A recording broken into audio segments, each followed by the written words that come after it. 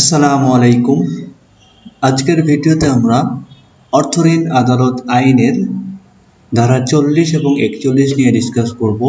এই আইনের সপ্তম পরিচ্ছেদে আপিল ও রিভিশন নিয়ে আলোচনা করা হয়েছে। অর্থঋণ আদালতের রায়ের বিরুদ্ধে, জাজমেন্ট বা ডিগ্রির বিরুদ্ধে কোথায় আপিল করতে হবে এই বিষয়টি এখানে ক্লিয়ার করা হয়েছে। 40 ধারায় বলা হচ্ছে যে আপিল ও রিভিশনের ক্ষেত্রে সিপিসির বিধানগুলো যতক্ষণ না পর্যন্ত ইনকনসিস্টেন্স হচ্ছে ততক্ষণ পর্যন্ত প্রযোজ্য হবে। ওকে, এরপরে 41 ধারায় আপিল সংক্রান্ত বিধান তুলে ধরা হয়েছে। এখানে বলা হচ্ছে যে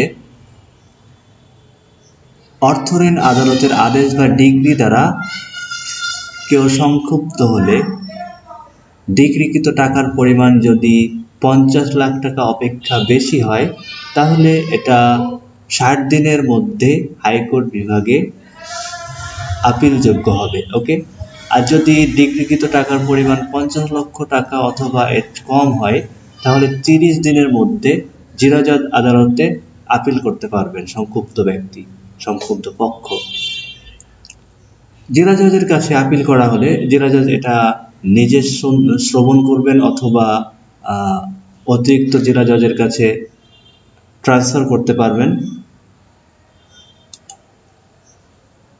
আপিলকারী যদি আর্থিক প্রতিষ্ঠান না হয় অর্থাৎ বিবাদী হয়, বিবাদী যদি আপিল করে তাহলে ডিগ্রিকৃত টাকার 50% জমা দিবে। আর যদি আর্থিক প্রতিষ্ঠান বা বাদী আপিল করেন তাহলে এইরকম 50% অ্যামাউন্ট জমা দেওয়ার প্রয়োজন নেই। ওকে, আপিল আদালত আপিল গৃহীত হইবার পরবর্তী 90 দিবসের মধ্যে এটা নিষ্পত্তি করবে। আর 90 দিবসের মধ্যে আপিলটি নিষ্পত্তি করতে ব্যর্থ হইলে এর কারণ উল্লেখ করে আরও 30 দিন টাইম এক্সটেন্ড করতে পারে। অর্থাৎ এখান থেকে বোঝা যাচ্ছে যে অর্থঋণ আদালতের আদেশ বা ডিগ্রির বিরুদ্ধে হাইকোর্ট ডিভিশন অথবা জেলা জজের নিকট আপিল করা যায়।